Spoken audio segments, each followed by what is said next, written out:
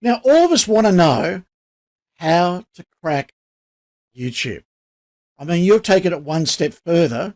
You've actually created a course that is free of charge that shows people step by step how to make the most of YouTube. Now, most of us are lucky if we can do one channel. You, however, have taken it to a whole new level and you're doing multiple channels. Matt, tell us how you got started on YouTube. You got it. You got it.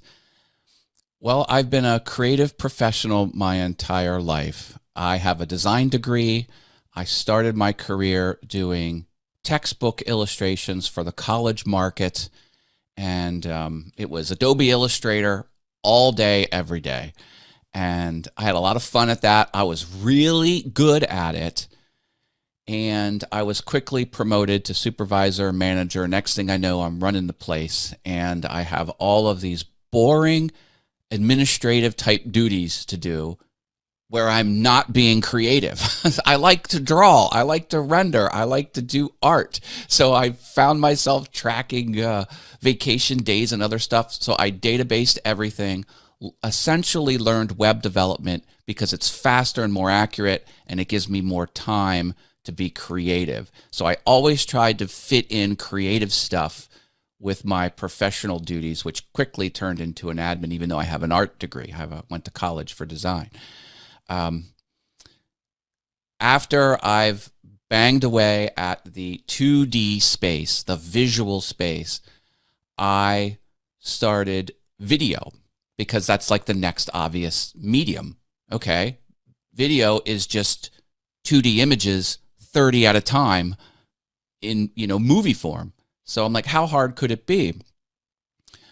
As a new homeowner, I had some tools and I was doing some repairs and I was cobbling together a few simple wooden items around my home. And I found it difficult because I was just screwing boards into each other and it didn't seem very solid. It didn't seem like there's got to be a better way. I went to YouTube and YouTube was like, here's how you do this type of joinery. Here's how you cut the wood and put it together and fasten it in this way or that way or this way. I just jumped in and I'm like, you know what? I'm going to make a video. There was a contest. Someone said, tear apart a wood pallet and make something out of it. Send me your YouTube video and I'll put you in a contest. I'm like, well, I've got all those things. How hard could it be? I made my first video and I was hooked. I was hooked. And it's been going strong ever since. Now, you did mention I have multiple channels. That is not something I recommend for a mere mortal out there. I know that's an odd phrase, but having more than one channel is a brutal experience, but I've found a way that works for me in my unique life experience. So Because you do have a unique great. I love situation. YouTube. I mean, you're a business analyst. You've got one program that's been running 175 weeks in a row. You've been broadcasting one program on a daily basis for 130 days. How do you fit that in, as well as being a business analyst, having a family? You mentioned you're married and you've got kids. Plus, you're doing all these woodwork, and you're also learning the piano in the corner there. How do you manage to sustain this? At the same time, keep the quality of the program up to a certain standard that meets your creativity. Oh man, that is the $50,000 question. First of all, I only do things that I'm totally jazzed about. If I'm not into it, if I'm not getting enjoyment out of it, I don't do it. So yes, I spend every waking moment content creation activities, do some sort of content creation. And the people on the outside are like, "Oh my goodness, you're insane." But I enjoy it. If you enjoy what you do, you don't work a day in your life. I love my full-time job with a business analyst in publishing. I love publishing. And I love all of my creative stuff that I do on the internet. it doesn't feel like work. I'm not the type of person that can just veg out. I don't stand still. My type of vacation is after my vacation, I need a week to recover because I've burned myself out on vacation. I'm a go, go, go. If I'm lethargic, it bothers me. I'm like, what can I do? If I'm not creating something, what can I learn? I love learning. You mentioned I have so many passions. I've got woodworking. I learning the piano. Piano seemed like the next medium because I did the 2D art. I did the video. Like music creation seems to be like the next thing. So that's why I started that. I love to learn and I love to share my passion. If I'm ever not passionate about something, I pull back. Like I don't want to put myself out there on the internet with video if I'm not loving what I'm doing, because I'm very good at human behavior and predicting what large groups of people want and need and will respond to. And one thing I've learned is people can tell, all people, every person, this is inherent to everyone, no matter your intelligence level, no matter what you do, everyone can tell if you're dialing it in. They can tell if you're faking it. If you're not loving what you're doing, it's they can pick up on it. People pick up on those subtle clues. So that's how I do it all. How do I do it all? I love what I'm doing, and I love sharing the experience. Look, I'm not good at the piano. I'm almost 3 years into this. That's new. Like I'm at the very start. I'm at step 0 of my piano learning journey. But I put it online. I never said I was an expert. I'm like, follow me on this journey. And if you want to see me improve over time, if you want to, watch me grow, that's great. And it's the same approach. I'm by no means a master woodworker. I've learned a heck of a lot. I'm very good at it, but I never come off as I am the expert. I'm like, this is what I know. This is how I did it. This is how you do it safely. Follow me and I'll learn and grow with me. That's my whole mindset. Be clear about where you're at and be clear about what you're delivering. Try and meet the expectations. And not just the expectations you physically declare, you physically speak, you physically write on a web page or on your description, but the expectations that people perceive. You've got to put yourself in the mind of someone who's never seen your video, someone who doesn't know who you are. What do they think they're going to get before they click your video? If you meet that expectation, you will be successful on YouTube. People who are successful do that very well, and they all do it. This isn't something that some people do and get successful. All successful people meet the expectations because just in your own experience, everyone knows in their own experience. If you click on a video thinking you're going to get something, thinking you're going to learn something, thinking you're going to be entertained by a specific type of point or topic, and you don't get that, you're out. You're out. You don't want people to jump off your video. You want them to watch it the whole way through. You do that by delivering what they expect they're going to get, not what you expect. You know what you've made. You shot the video. You edited the video. You know what the video is about. That's not relevant. What's relevant is what the unknown user, the new person to you, thinks they're going to get.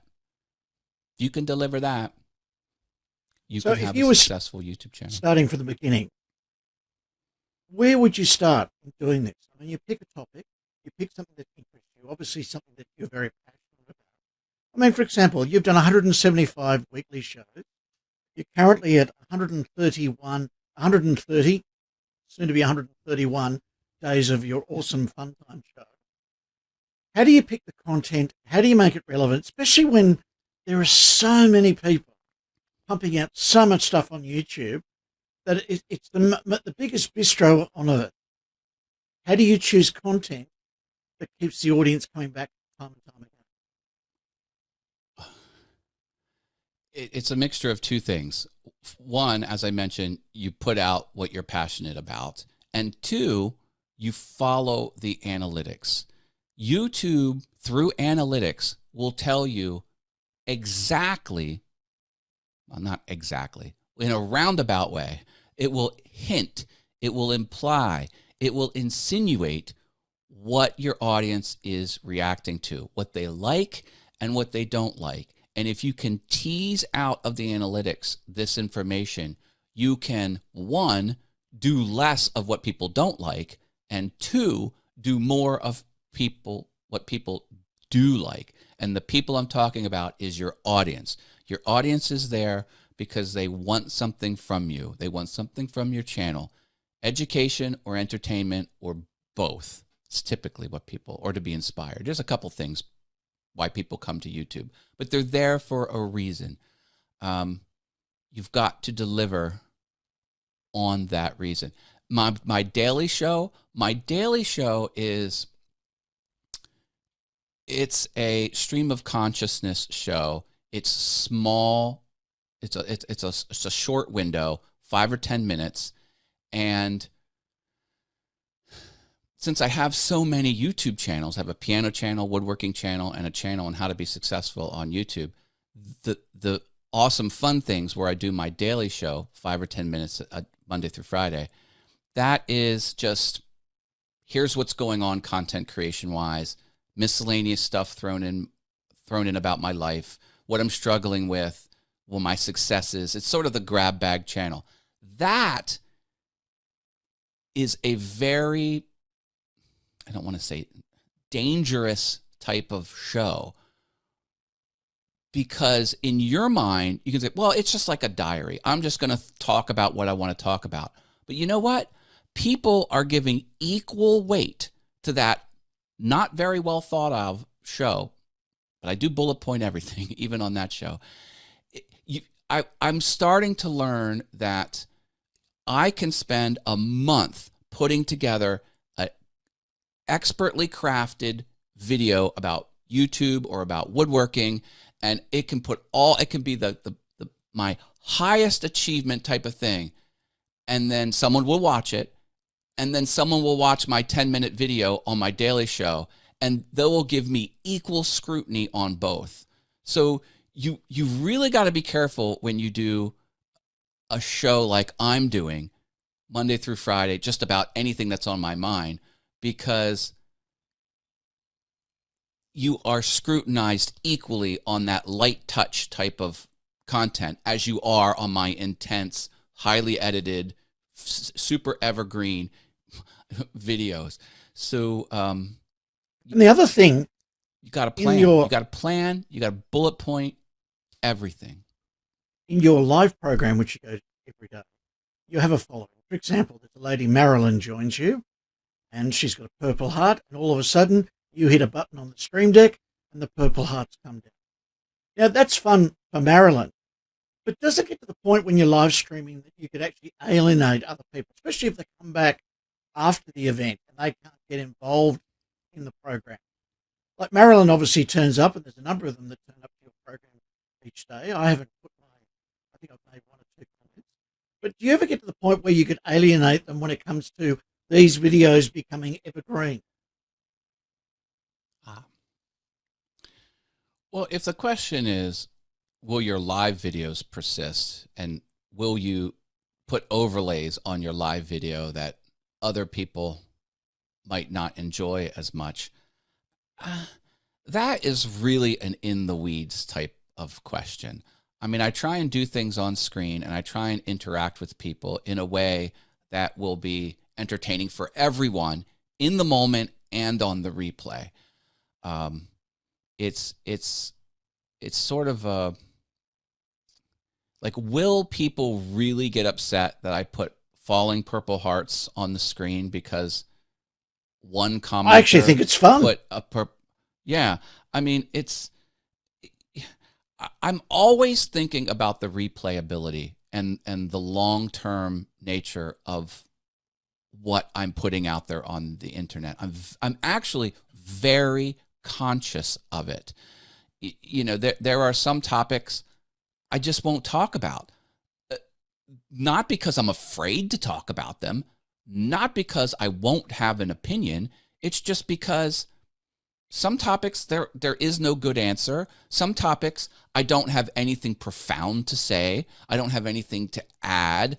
I mean, like, what's really the point of it? So I am, and I get called out on it. Like, man, I thought you were tough. You know, I thought you'll talk about anything. You say your life's an open book. Why won't you talk? I'm like, it's really not going to be productive. I'm like, who cares? I mean, and some topics have like profound, you know, of ramifications, and some topics there is no one clear answer. So I'm like, you know what, I'm going to stick to what I'm passionate about. I'm going to stick to what I'm comfortable about, and everything persists on the internet. Like, I don't want something out there, you know, that someone can come back on and, you know, give me heck for.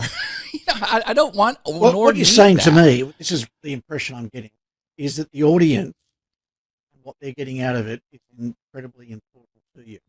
This is not an ego thing. You're actually trying to help people.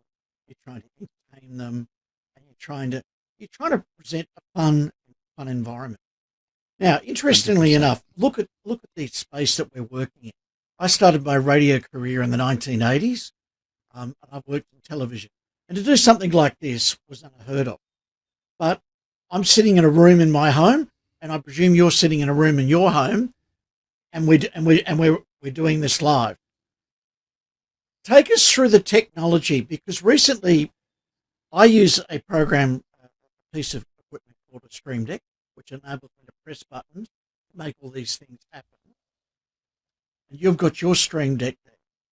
A lot of people are trying to make money out of YouTube.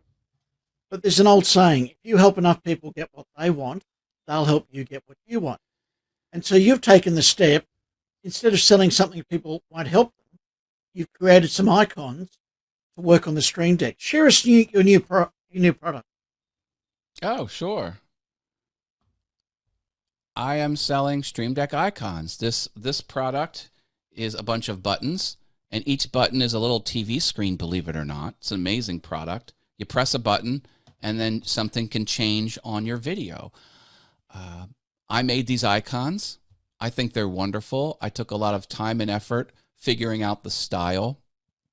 I have full color icons. Most people have white or black icons, but I put the subtle white glow behind most things to make them pop. It's a lot of fun, and I made a lot of them. I made over 400 of them, and it's one of my first digital products. As you said, I have the course. The course has been around, and that I'm basically giving away for free. That does teach you how to be awesome on YouTube. Just choose the. It has a free preview area, and the free preview, it kind of insinuates that you might only get like a few lessons. It's actually all 32. Just keep clicking the free preview option as you go through the sign-up process, and you will essentially unlock a full course. So the Stream Deck icons are fun. As I mentioned, I'm a creative professional, so I used all of my talents with Adobe products to put those together quickly. They're on different colored backgrounds. They're shifted north and south, so you can put the labels under or above, because some people work with the Stream Deck down low, and it's hard to see sometimes the bottom, and some people look at it from the top. So anyway, it's a lot of fun. Digital products are, and I bought this product, a great product, and I'm an affiliate of yours. So in the link below in this video, you click on it and buy the product, you can give me a little bonus as well. Great. It's great. I'm giving a lot. Let's go back to the beginning. Let's just say there's somebody watching this, and they've decided, hold on a second, I've got a message. I can speak just as well as these guys I'm watching right now. Where should they start? What equipment should they be starting with to get a channel off the ground? It doesn't take much. I love the times we live in, because it was just 10, 15 years ago, you had to go to a television station or you had to go to a radio station and beg to get in front of an audience and plead and make your case and sometimes bribe and do unscrupulous things. No one stands between you and the audience. you need a cell phone. You need a smartphone. That's where you can start. What you should do is you should ask yourself, what topic can I just talk about for an hour unscripted? Answer that question. Write down the items or item or items. You might have one or more. That's what your YouTube channel should be about. Then you jump in. This is a time on task type of thing. If you don't want to put your stuff public on the internet, turn the camera on, speak for 10 minutes about something, turn the camera off. Wake up the next morning, watch what you did. Have some time after you've done it and watch it with fresh eyes. Doing that exercise, you will pick up on the things you've said and did and your mannerisms. You will know what needs to be fixed. You have the most critical eye when it comes to critiquing yourself. That is true for every person on the planet. Do that 10 times in a row. You're camera ready. You will be camera ready. And then just start. Watch YouTube. To be successful on YouTube, you have to watch a lot of YouTube. Watch a lot of YouTube and see what other people are doing. See how the narrative unfolds. See what they're doing editing-wise. What type of B-roll are they putting in? What types of things are they splashing up on the screen? Do those things that you see other people doing. And if you don't know how, Google it. How to do this transition? How to put an overlay on the screen? The answer's out there on the interweb. So pick your topic, do some test runs if you want to, and just start. And if you don't know how to fire up a YouTube channel, take my course. You can get it for free at allthingsyoutube.com. There is a way to unlock 5 advanced videos for a one-time $15 fee, but you can avoid that altogether and just consume the 32 lessons I have that are out there. And you'll know exactly what to do and how to do it and what's important and, most importantly, what's not important to get started. I break it all down. Well, as you know, with every interview, people love to go behind the scenes and see how the experts do it. Now, I know that you've got a variety of cameras in your studio. Can you take us a walk through and talk to us about the equipment that you've got and why you've got it and why you would suggest other people use something similar? Well, gear is a fun topic. Gear is something that I have cobbled together over the years. Everything you see here, it was saving $40 at a time. I am not independently wealthy. I struggle. I save. I spend smart. I try and save when I can. And you take it.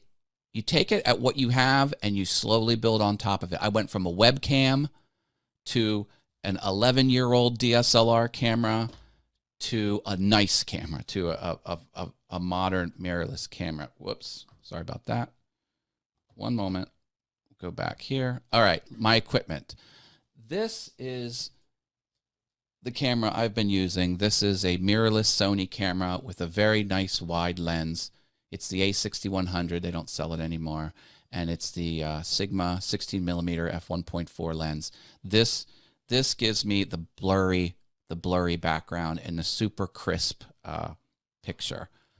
I'm using a fancy microphone. This is the Heil PR40 dynamic microphone. This was invented by Bob Heil. He's a pioneer in the audio industry. Professionals have been using this for decades. It is the staple of the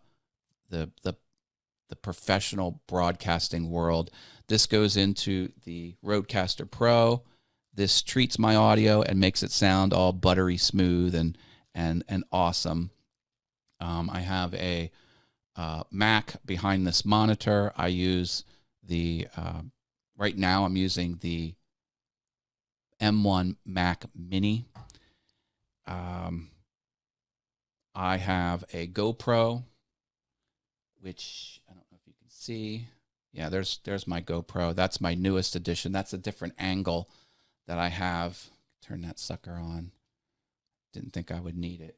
And then I have this. This is just a cheap Logitech C920 webcam, and that's what I call the bald spot cam. That's sort of like the eye in the sky, the behind the scenes. The lights, I use these very inexpensive. These are $45. They go by different brand names. I think they're all made by the same company, and they're resold under different brand names. This is Supon, I think. So I have 3 of those. I have one here, one there, and then one behind me. Can you see this little highlight on my hair? That's because I have one up in the sky. The lights behind me, these are 2 flood lamps. These are RGB flood lamps. These can light up the side of the house. They're very insane. And that's and then all the other lights, they're just $20, $30 light, like the strip lights here. I have lights behind the TV, believe it or not. This red light, the light on this stuffed animal. I have a light on. I mean, this is not. I mean, listen. I go crazy with it because. So, see how. So, I literally have a light just for that, and I So what you've been literally doing have is a you've light. been building this up over the years. Yeah. So I got one just on that little guy back there.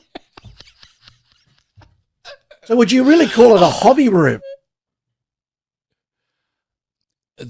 This is where I do my web development. This is where I do my full-time job, my yeah, and this is where I do most of my content creation. I do have a wood shop in the basement, so I do work there as well. But yeah, it's an office. I call it an office, but it's a studio. It's really a studio is what it is. And But the main thing is you can actually use a smartphone to get started. And it's really not the Oh, technology, yeah. I think that's what you're saying. It's the message. Have you got a message? And is it can actually help people? I think it's about helping people, isn't it? Wouldn't you say? That's my primary focus. You have to be selfless, and you just have to know people want your video for a reason, and that reason can't be self-centered. It can't be me. It's got to be, what can I do for you? I can teach you how to make some awesome things out of wood. I can entertain you by showing you the quirky, weird, geeky things I make out of wood. The whole point of this channel is things made out of wood that aren't typically made out of wood. So I get kind of wacky on there. I can teach you how to be successful on YouTube. Or you can watch me learn the piano as a mostly entertaining type of channel. Although I do some education on there as well. And then my awesome fun things, that's sort of like the vlog channel, in real life channel, and my miscellaneous channel where I do my morning show. But yeah, they're there Matt, for a reason. Thank you so much for joining us. I've thoroughly enjoyed watching you over the last couple of weeks. I've been binging on your program, and I thought to myself, I want to find out how he does it. I want to go behind the scenes and see what is the thinking and the philosophy. And you've definitely shared that. Matt, thank you so much. And Ken, thanks for having me on. It's been a blast. Take care.